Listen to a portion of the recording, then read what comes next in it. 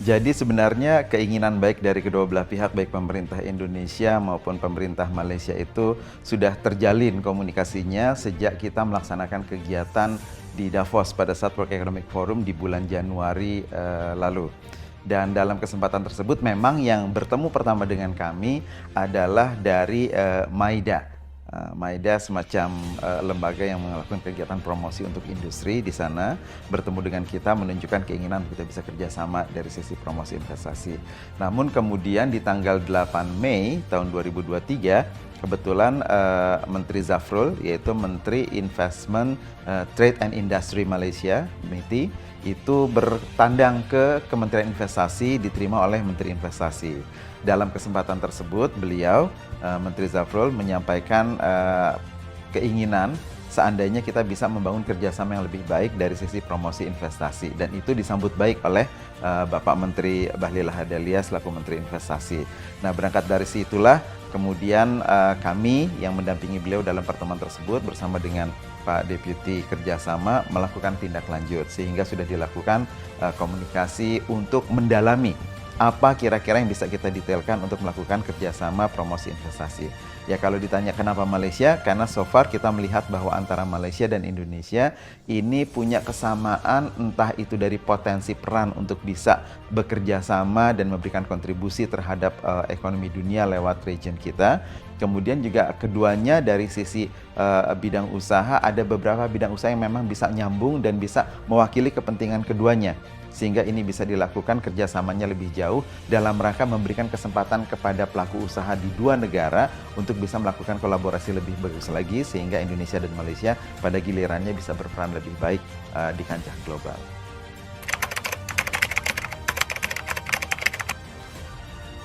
Iya, sebelum berangkat ke manfaat itu ada dua hal yang kita sempat coba telaah ketika mendapatkan arahan dari Pak Menteri untuk kita melakukan MOU dengan Malaysia. Jadi yang pertama memang kita melihat beberapa negara yang kita pandang membantu untuk bisa mencapai target realisasi investasi kita. Karena kita tahu bahwa target realisasi investasi kita dari 2020 sampai dengan 2024 itu kan meningkatnya sekitar 47,3% dibandingkan dari periode 5 tahun sebelumnya. Kita punya target sekitar 4.983 triliun rupiah untuk bisa kita capai dalam periode 5 tahun tersebut. Dan juga kita melihat bahwa Malaysia adalah salah satu dari sekian negara yang masuk dalam top 10 investors di Indonesia. Bahkan Malaysia itu selalunya ada di dalam top 5 gitu. Sehingga di samping Singapura ya, kalau kita bicara dari sisi negara-negara ASEAN sebagai sumber investasi. Namun kita melihat bahwa Malaysia ini lebih punya potensi yang real karena Malaysia memang banyak didukung oleh pelaku-pelaku usaha nasionalnya. Sekalipun memang kita tahu juga ada beberapa perusahaan global yang memang masuk ke Indonesia lewat Malaysia. Tapi secara historis dan secara tradisional kita melihat bahwa hubungan investasi Malaysia dengan Indonesia dari sisi Malaysia sebagai sumber investor itu sudah cukup meyakinkan. Karenanya dengan fakta tersebut dan dengan spirit bahwa pemerintah ingin melakukan hilirisasi atas 8 komoditi yang kita miliki, salah satunya adalah kelapa sawit, dan Malaysia adalah investor terbesar kelapa sawit di Indonesia. Dari contoh satu ini kita bisa melihat bahwa ada peluang yang bisa kita lakukan untuk melakukan hilirisasi dari produk sawit sampai ke minyak sawit dan turunannya. Namun itu bukan satu-satunya, masih ada peluang-peluang yang lain yang bisa kita dalami. Karenanya kemudian kalau ditanya apa yang bisa kita dapatkan, berkaca dari poin-poin yang disepakati di dalam MOU tersebut, yang pertama adalah memberikan fasilitasi atau memfasilitasi investor dari kedua belah negara untuk bisa saling melakukan investasi di kedua negara. Kemudian yang kedua, kita melakukan sosialisasi atau diseminasi atas regulasi, tata kelola, insentif, peluang investasi, dan seterusnya untuk bisa kita berikan satu sama lain kepada potensial investor di kedua negara. Yang ketiga, kita melakukan kegiatan promosi investasi. Baik Malaysia melakukan kegiatan promosi investasi negaranya di dalam Indonesia, demikian pula Indonesia melakukan promosi investasi tentang peluang investasi Indonesia kepada potensial investor di Malaysia. Yang ketiga adalah melakukan pertukaran informasi, termasuk di dalamnya adalah realisasi investasi yang sudah dilakukan oleh kedua investor dari dua belah negara di masing-masing negara yang lainnya. Dengan demikian kita bisa melihat perkembangannya. Sehingga nanti kita bisa mengamati dari sisi regulator, pemerintah, kita akan mencoba mendesain sesuatu yang bisa lebih memberikan peluang kepada potensial investor dari dua negara untuk diprioritaskan mendapatkan akses untuk lebih berinvestasi di masing-masing dua negara dengan bantuan pemerintah.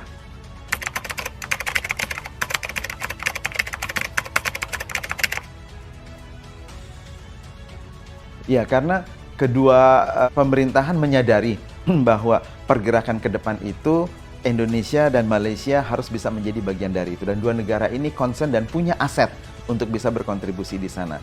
Karenanya ketimbang kita berharap dari investor luar yang tentunya mereka juga pasti tertarik dengan Indonesia dan Malaysia, kedua negara ini bisa melakukan kerjasama lebih awal, menginisiasi, menunjukkan bahwa apa yang diinginkan oleh pemerintah kedua belah negara itu pun didukung. Dan kita fasilitasi untuk investor bisa bekerja sama, melakukan investasi dari sisi hilirisasi, energi terbarukan, dan juga investasi berkelanjutan.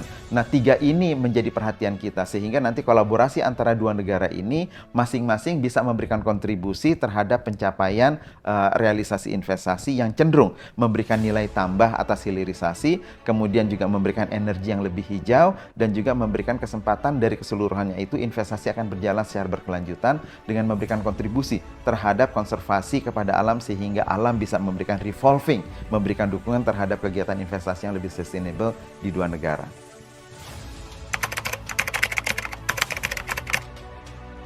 Pak Menteri sudah memberikan arahan segera setelah penandatanganan MOU itu dalam waktu dekat yang mungkin dilaksanakan berdasarkan ketersediaan waktu dari Pak Menteri Investasi dan juga Menteri Zafrul, kita akan kembali berkunjung ke Malaysia dengan juga nanti membawa tim teknis, dan kedua tim dari Kementerian Investasi, Perdagangan, dan Industrinya Malaysia akan duduk sama-sama dengan tim teknis dari Kementerian Investasi BKPM akan mendetailkan informasi-informasi tersebut.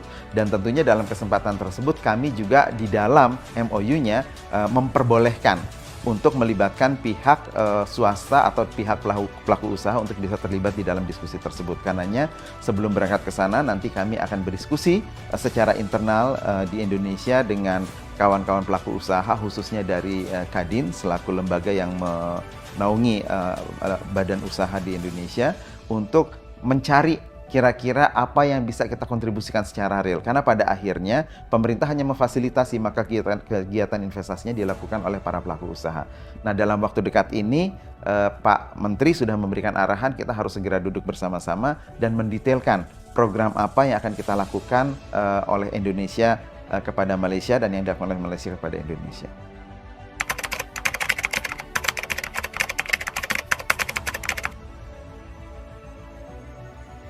Tidak harus demikian, hanya dengan Malaysia ini sangat strategis. Kami melihat dengan Malaysia sangat strategis. Pertama, kita negara serumpun, sudah bisa saling mengerti satu sama lain.